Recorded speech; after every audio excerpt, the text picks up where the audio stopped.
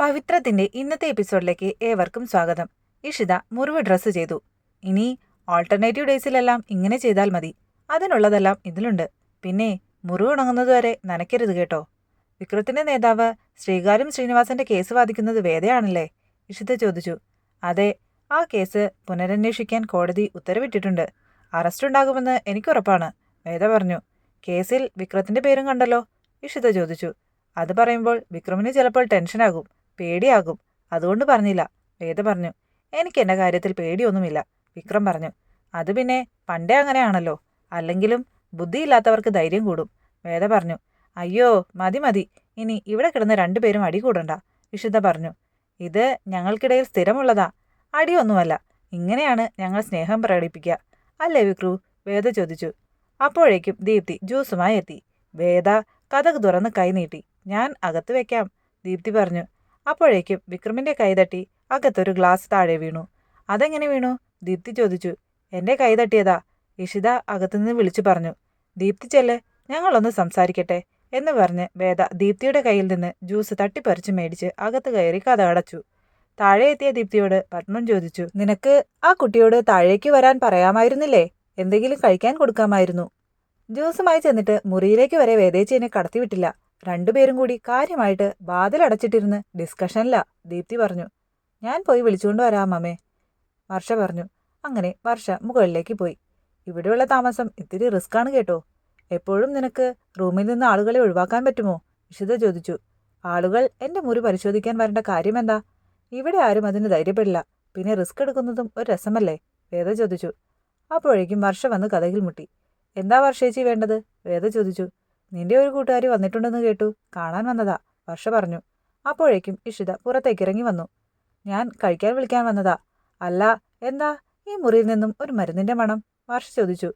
എന്നിട്ട് വേഗം അകത്തേക്ക് കയറി. നിങ്ങളെന്താ ഡിക്റ്റേറ്റീവ് കളിക്കാണോ?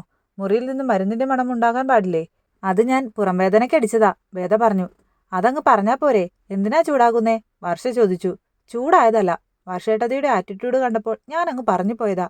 ഞാൻ വന്ന അന്നു മുതൽ വർഷേട്ടത്തി വേറൊരു രീതിയിലാണ് പെരുമാറുന്നത്, വേദ പറഞ്ഞു. ഇനി ആ കുട്ടികൾക്ക് എന്നെക്കുറിച്ച് അതും ഇതുമൊന്നും പറയാൻ നിൽക്കണ്ട, വർഷ പറഞ്ഞു. എന്നാലേ ഡിക്റ്റേറ്റീവ് വരാൻ നോക്ക്, ഒരു മരുന്നും തപ്പി ഇറങ്ങിയിരിക്കുന്നു, വാ ഇങ്ങോട്ട്. വേദ വർഷയെ പിടിച്ചു വലിച്ച് പുറത്തേക്ക് കൊണ്ടുപോയി. ഇതെല്ലാം കേട്ടുകൊണ്ട് വിക്രം ബാത്റൂമിൽ നിൽപ്പുണ്ടായിരുന്നു. വക്കീലിനെയും കൂട്ടി രാജുവേട്ടനും ജോസഫും സജീവും കൂടി സ്റ്റേഷനിലെത്തിയിരിക്കുകയാണ്. വക്കീലിനെ മാത്രമാണ് പോലീസ് അകത്തേക്ക് കടത്തിവിട്ടത്. എസ് ഐ ചോദിച്ചു. എന്താ കാര്യം? വക്കീൽ കയ്യിലിരുന്ന പേപ്പറുകൾ എസ് ഐക്ക് കൊടുത്തു. എസ് ഐ പറഞ്ഞു. ജാമ്യം നടക്കില്ല വക്കീലെ. ഇപ്പോഴത്തെ അന്വേഷണത്തിലാണ് ഇങ്ങനെ ഒരു വർഗീയ ഉദ്ദേശം കൂടി ഉണ്ടെന്ന് മനസ്സിലായത്. ഇലക്ഷൻ നടക്കാൻ പോവുകയാ. ഈ സമയത്ത് ഇങ്ങനെ ഒരു അറസ്റ്റ് ചെയ്താൽ ദോഷം ചെയ്യും, വക്കീൽ പറഞ്ഞു. സ്ഥാനാർത്ഥിയെ അറസ്റ്റ് ചെയ്യരുതെന്ന് നിയമമൊന്നുമില്ലല്ലോ. കോടതി ആവശ്യപ്പെട്ടതല്ലേ പുനരന്വേഷണം, എസ് ഐ ചോദിച്ചു. ഇതൊരു രാഷ്ട്രീയ പകപോക്കലാണെന്ന് ഞാൻ കോടതിയിൽ വാദിക്കും, വക്കീൽ പറഞ്ഞു. ആയിക്കോട്ടെ വക്കീലെ, നാളെ കോടതിയിൽ ജാമ്യത്തിന് അപേക്ഷിക്കാം. ഒരു ദിവസം ആളിവിടെ കിടക്കട്ടെ, എസ് ഐ പറഞ്ഞു. അവസാനമായിട്ട് ചോദിക്കുക, സാധിക്കുമെങ്കിൽ ആ വകുപ്പ് 153 മാറ്റാൻ കഴിയുമോ, വക്കീൽ ചോദിച്ചു. പറ്റില്ല വക്കീലെ, എഫ്ഐആർ ക്ലോസ് ചെയ്ത് എൻട്രി ചെയ്തു കഴിഞ്ഞു. ഇനി ഉടയതമ്പുരാന് വരെ മാറ്റാൻ കഴിയില്ല, എസ് ഐ പറഞ്ഞു. എനിക്ക് ശ്രീനിവാസനെ ഒന്ന് കാണണം, വക്കീൽ പറഞ്ഞു. അതിനെന്താ, കണ്ടോളൂ. പിന്നെ വക്കീലെ, ലോക്കപ്പിൽ നമ്മൾ പുള്ളിക്ക് കസേരയൊക്കെ കൊടുത്തിട്ടുണ്ട് കേട്ടോ. അഥവാ ജയിച്ച് ഭരണത്തിൽ വന്നാൽ നമ്മൾ തമ്മിൽ കാണേണ്ടി വരില്ലേ, എസ് ഐ ചോദിച്ചു. ഇത് കേട്ട് ഒന്ന് മൂളിയിട്ട് വക്കീൽ ശ്രീനിവാസന്റെ അരികിലേക്ക് പോയി. പത്രം വായിച്ചുകൊണ്ടിരിക്കുകയായിരുന്നു ശ്രീനിവാസൻ. വക്കീലിനെ കണ്ട ഉടനെ ശ്രീനിവാസൻ പറഞ്ഞു. കണ്ടില്ലേ, അവർ കസേരയും പത്രവും ഒക്കെ തന്ന് മര്യാദ കാണിച്ചില്ലേ? ഞാൻ അറിഞ്ഞു, ആ സിഐയുടെ പിന്നിൽ ആരൊക്കെയോ ഉണ്ട്. അല്ലാതെ അയാൾ ഇത്ര സ്ട്രോങ് ആയി മൂവ് ചെയ്യില്ല. 153A മനഃപൂർവ്വം ആഡ് ചെയ്തിട്ടുള്ളതാണ്. അത് കോടതിയിൽ നമുക്ക് വാദിക്കാം, തെളിയിക്കുകയും ചെയ്യാം, വക്കീൽ പറഞ്ഞു. സാരമില്ല, ഒരു ദിവസം ഇവിടെ കഴിയണമെന്നല്ലേ ഉള്ളൂ. നാളെ കോടതിയിൽ നോക്കാം. മറ്റു വിവരങ്ങൾ എന്തായി രാജാ, ശ്രീനിവാസൻ ചോദിച്ചു. എല്ലാ വഴികളിലൂടെയും നോക്കുന്നുണ്ട്. രണ്ടുപേരെക്കുറിച്ചും വിവരങ്ങളൊന്നുമില്ല, രാജുവേട്ടൻ പറഞ്ഞു. ആ പുളിക്കനെ വല്ലാതെ വിശ്വസിച്ചാണ് നമ്മൾ ചെയ്ത തെറ്റെന്ന് തോന്നുന്നു. വിക്രത്തെ പോലീസ് പൊക്കിയാൽ പുളിക്കൻ കോടതിയിൽ പ്രത്യക്ഷപ്പെടും. വിക്രമിനെതിരായ സാക്ഷിമൊഴിയുമായി, ശ്രീനിവാസൻ പറഞ്ഞു. ഞാൻ ആദ്യമേ ആ സംശയം പറഞ്ഞതല്ലേ. എതിർചേരിയിൽ നിന്ന് പുളിക്കനെ ആരോ നിയന്ത്രിക്കുന്നുണ്ട്, വക്കീൽ പറഞ്ഞു. ഇത്രയും നാളും കൂടെ നിന്നിട്ട് അവനൊറ്റി. സാരമില്ല, വക്കീൽ ഒരു കാര്യം ചെയ്യേ, ഇവരുടെ കൂടെ പാർട്ടി ഓഫീസിലൊന്ന് പോണം. നമ്മുടെ ആളുകളോട് കാര്യങ്ങൾ വിശദീകരിക്കണം. നാളെ ഞാൻ ജാമ്യം കിട്ടി പുറത്തിറങ്ങുന്നതുവരെ ഒരു അനിഷ്ട സംഭവം ഉണ്ടാകാതെ നോക്കണം. അങ്ങനെ ഞാൻ ആവശ്യപ്പെട്ടു എന്ന് പറയണം. ഇങ്ങോട്ട് ആരും വന്ന് കാണണ്ട എന്ന് പറഞ്ഞേക്ക്. എന്നാൽ ശരി, ആദ്യം ഞാൻ പുറത്തിറങ്ങട്ടെ, ബാക്കി പിന്നെ തീരുമാനിക്കാം, ശ്രീനിവാസൻ പറഞ്ഞു. വാസവനും ചന്ദ്രശേഖരനും ശ്രീകാന്തും കൂടി ഒരു കൂടിക്കാഴ്ച നടത്തുകയാണ്. CI നമ്മൾ പറഞ്ഞതുപോലെ തന്നെ ചെയ്തു. ഒരു നോൺ വെയിലബിൾ ഒഫൻസ് ആയിട്ടാ കേസ് ചാർജ് ചെയ്തത്. അവന്റെ വക്കീല് പോയതുപോലെ തന്നെ മടങ്ങിപ്പോന്നു എന്നാ കേട്ടത്, ശ്രീകാന്ത് പറഞ്ഞു. നാളെ കോടതിയിൽ ചിലപ്പോൾ അയാളൊന്ന് വിയർക്കും. വകുപ്പായതുകൊണ്ട് ജാമ്യം കൊടുക്കരുതെന്ന് പ്രോസിക്യൂട്ടർ സ്ട്രോങ് ആയിട്ട് വാദിക്കും.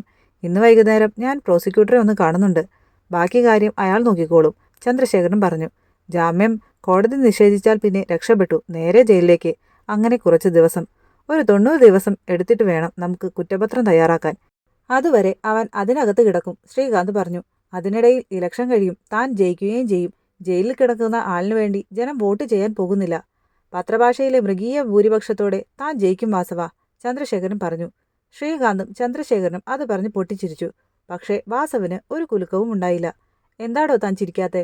സന്തോഷിക്കേണ്ട കാര്യമല്ലേ പറഞ്ഞത്, ചന്ദ്രശേഖരൻ ചോദിച്ചു.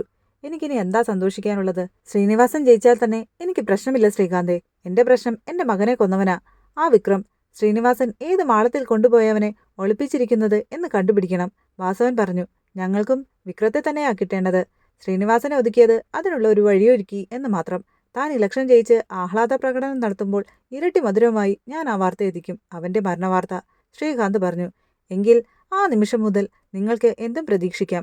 വ്യക്തിപരമായി മാത്രമല്ല, MLA എന്ന നിലയിലും അധികാരത്തിൽ വരുന്നത് ഞങ്ങളുടെ സർക്കാരാണെങ്കിൽ പിന്നെ അറിയാലോ, വാസവൻ പറഞ്ഞു. അങ്ങനെ എല്ലാവരും ചേർന്ന് കൈകൊടുത്തു.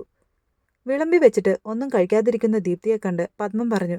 ഇങ്ങനെ വറ്റുപിറക്കി കഴിക്കാതെ ഉരുള ഉരുട്ടി കഴിക്ക് ദീപ്തി. ഇത് കേട്ടപ്പോഴേക്കും ഒന്നും മിണ്ടാതെ ദീപ്തി എഴുന്നേറ്റ് പോയി. വിരഹദുഃഖമല്ലേ, കുറച്ചു കഴിയുമ്പോൾ മാറിക്കോളും, വർഷ പറഞ്ഞു. ശ്രീയേട്ടൻ ഇല്ലാതെയാകുമ്പോൾ അത് വർഷേട്ടത്തിക്ക് മനസ്സിലായിക്കോളും, ദീപ്തി പറയുന്നത് കേട്ട് വർഷ ചോദിച്ചു. എന്താടി പറഞ്ഞേ? ഇപ്പൊ തോന്നിയില്ലേ? അത് തന്നെ, ദീപ്തി പറഞ്ഞു. അമ്മയുടെ മകൻ മരിച്ചു പോകുന്നതിനെ പറ്റി കൂടിയാ പറഞ്ഞത്, വർഷ പറഞ്ഞു. പറഞ്ഞത് തെറ്റ് തന്നെയാണ്, പക്ഷേ ഇപ്പോൾ അത് അവളോട് പറഞ്ഞിട്ട് കാര്യമില്ല എന്നാ ഞാൻ പറഞ്ഞത്, പത്മം വർഷയോട് പറഞ്ഞു. അപ്പോഴേക്കും വേദ താഴെ വന്നു. പത്മം വേദയോട് കഴിക്കാനിരിക്കാൻ പറഞ്ഞു. ഞാൻ മുകളിലിരുന്ന് കഴിച്ചോളാം, വേദ പറയുന്നത് കേട്ട് വർഷ പറഞ്ഞു. ഇതേ വേറൊരു തരം. ഇവിടെ ഞങ്ങളുടെ കൂടെ ഇരുന്ന് കഴിച്ചാലെന്താ? ഞങ്ങൾക്കെന്താ അയിത്തമുണ്ടോ? അയിത്തം, ആഭിജാത്യ കുരു, ദുരഭിമാനക്കൊമ്പ്, ജാതിവരി, ഇതൊക്കെ ആർക്കാണെന്ന് ഞാൻ പറയണോ? വേദ ചോദിച്ചു. നീ എവിടെ വേണമെങ്കിലും ഇരുന്ന് കഴിച്ചോ മോളെ, അതിനിപ്പോ എന്താ? പത്മം ചോദിച്ചു. പല വീടുകളിലും ഊണുമേശയിലാണമ്മേ വഴക്കുകൾ ഉണ്ടാകുന്നത്. അത് വേണ്ടെന്ന് വെച്ചിട്ടാണ് ഞാൻ, വേദ പറഞ്ഞു. എന്നാൽ ഇനി 3 നേരം അവിടെ ഇരുന്ന് തന്നെ കഴിച്ചോ, വർഷ പറഞ്ഞു. ആയിക്കോട്ടെ, അങ്ങനെ തന്നെയാണ് ഇനി ഞാൻ വിചാരിച്ചിട്ടുള്ളതും, വേദ പറഞ്ഞു. എന്നെ കാണുന്നത് കൊണ്ടുള്ള പ്രശ്നമാണോ, വർഷ ചോദിച്ചു. നിങ്ങളെ മാത്രമായിട്ടല്ലല്ലോ കാണുന്നത്. നിങ്ങളെ കാണുമ്പോൾ നിങ്ങളുടെ ഭർത്താവിനെ ഓർമ്മ വരും, അപ്പോൾ നിങ്ങളുടെ അച്ഛനെയും ഓർമ്മ വരും. അതിലും നല്ലത് അത് ഒഴിവാക്കുന്നതല്ലേ, വേദ ചോദിച്ചു.